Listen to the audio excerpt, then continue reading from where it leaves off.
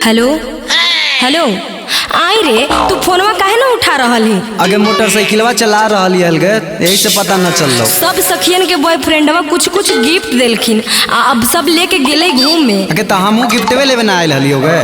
आ तू हई कि फोने न उठा रहल है? आगे तू अकबको मत, तोरा नैनीताल घुमेबो की बुझे।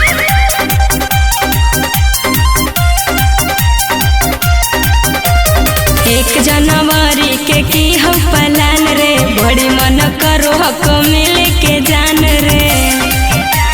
हे जान, 1 जनवरी के की हम प्लान रे, बड़ी मन करो हक मिले के जान रे। गिफ्ट खरीदे आइल हियो तोरा लगी माल गे।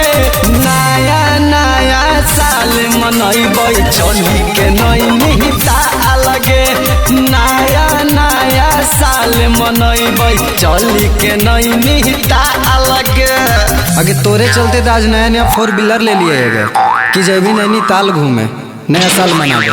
आ तू है कि ऐजे देख, हम उतना दूर नैनीताल नहीं जइबो, ऐसे अच्छा हो कि तू एजे रह के मना। आगे तो चल ना, दिने भर में चलावल जैते।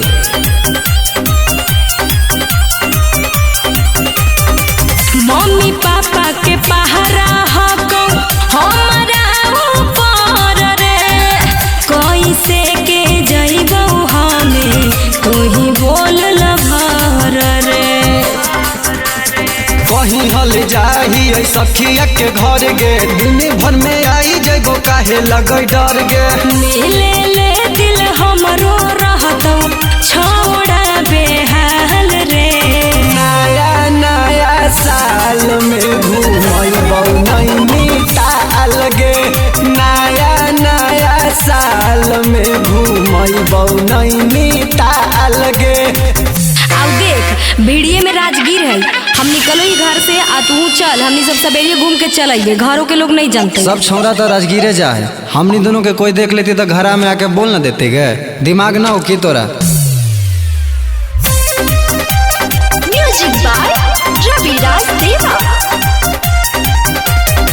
गरम पानी के कुंड में नहाइबै, ले चली है राजगीर रे।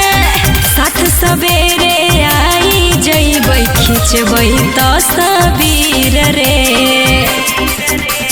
डरे लगा हको इधर जैते पहचान गे, नैनीताल में जाके पूरा करबै अरमान गे। पीयूष मणि मोहन जइतो बढ़िया से न